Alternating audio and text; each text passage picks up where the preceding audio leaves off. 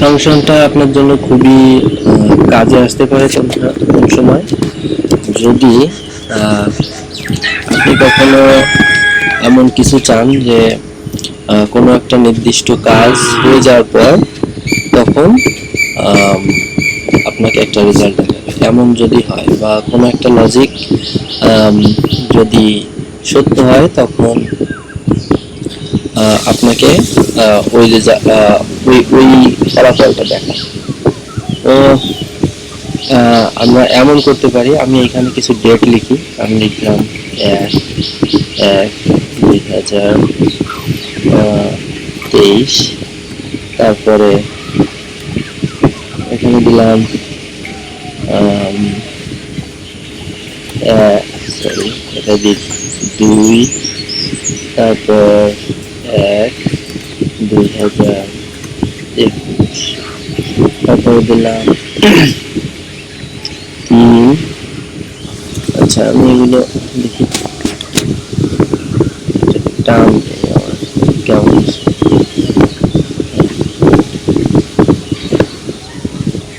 1 2 3 4 5 6 আমার আসলে এইভাবে ডিসেম্বর পর্যন্ত চলে গেল। ডিসেম্বর পর্যন্ত যাওয়ার পর আমি জাস্ট এখান থেকে একটা কাজ করি, নভেম্বর ডিসেম্বর পর্যন্ত আমি দিলাম। তো আমি আসলে চাইছি এমন যে যদি কখনো 2023 হয় তাহলে, না জানুয়ারি মাস যদি হয় তাহলে বলবে I am the first month. যদি ফেব্রুয়ারি হয় তাহলে বলবে I am the second month. তো এটা আমরা কি দিয়ে করতে পারি, এটা যদি আপনি ইফস ফাংশন দিয়ে করতে চান তখনও কিন্তু করতে পারবেন। এটা ইফস ফাংশন দিয়ে করার সময় আসলে কিভাবে করা সম্ভব, এটা হচ্ছে আমরা এখানে ইফস ফাংশনটা নিলাম, নেওয়ার পরে আমি বললাম যে মান্থ নামে একটা ফাংশন আছে যেটা আসলে ডেটের থেকে মান্থটাকে বের করে নিয়ে আসে। তো সেই মান্থ নিয়ে আসার পর সমান সমান যদি 1 হয় বা জানুয়ারি যদি হয় তাহলে সে আসলে কি বলবে যে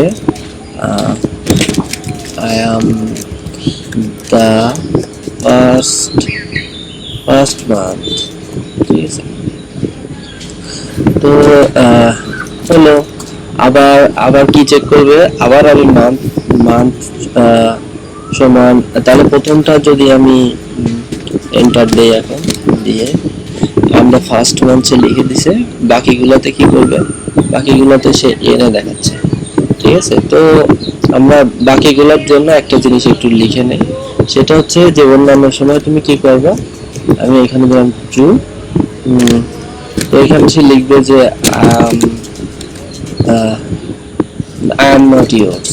ঠিক আছে, এরকম একটা লিখে দিলাম র্যান্ডম কিছু। তো লেখার পর আমি জাস্ট এখান থেকে যদি টান দেই তাহলে সে বাকিগুলো দেখাচ্ছে আই এম নট ইয়োর্স। তো আমি এখন কি করতে পারি, আমি এখানে এই মান্থ ফাংশনটা দিয়ে আমি আরো কয়েকটা লজিক এখানে দিতে পারি।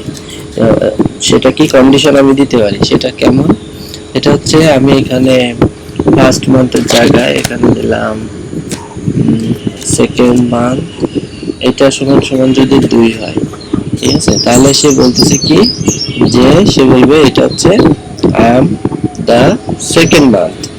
ঠিক আছে, তো তারপরে আমি যদি আবার এখন এই লজিকটাকে আরো যদি বড় করতে চাই, আমি আরো সুন্দর করে যদি বেশি বেশি করে ডাটা নিয়ে কাজ করতে চাই, যে আমার সব পর্যন্ত আসবে, আমি টোটালটাকে কপি করে নিলাম, কপি করে নিয়ে এখানে পেস্ট করলাম।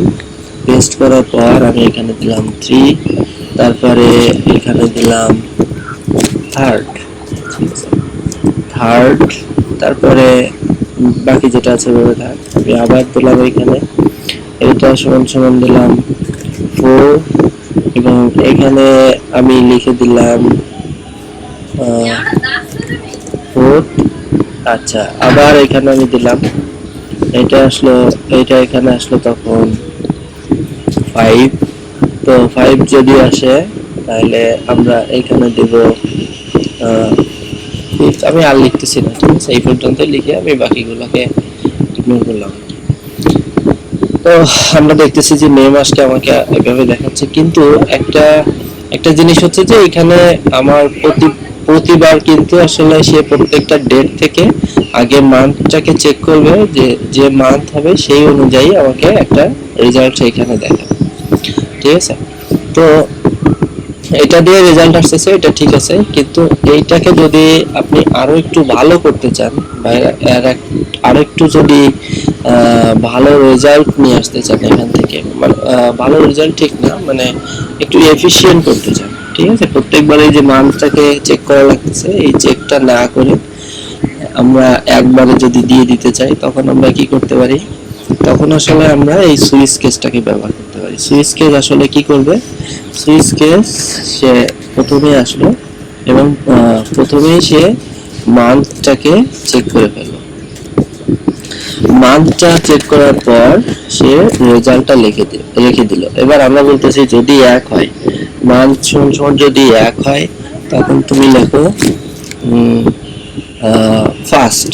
ঠিক আছে, ফার্স্ট না, আমি এটাকে সহজে লিখি, তাহলে দ্রুত বুঝতে সুবিধা হবে। আর তারপরে যদি দুই হয় তখন আমরা দিব, যদি দুই হয় তখন তুমি লিখবা সেকেন্ড। ঠিক আছে, যদি তিন হয় তখন তুমি লিখবা এখানে তুমি দিবা হচ্ছে থার্ড। ঠিক আছে, যদি চার হয় তখন তুমি এখানে দিবা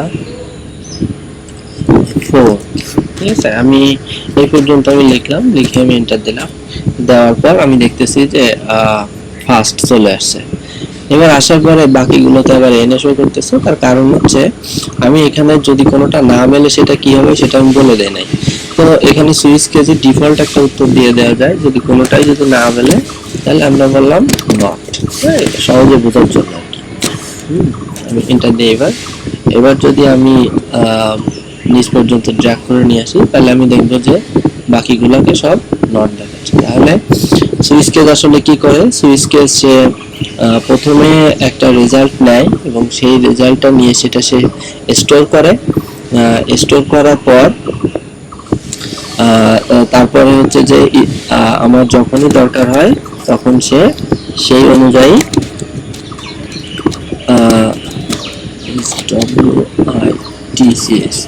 আমার যখনই দরকার হয় সেই অনুযায়ী আমি যে যুক্তিটার কথা বলে দেই বা কন্ডিশনটার কথা বলে দেই, সে সেই অনুযায়ী রেজাল্টটা দেখাতে পারে।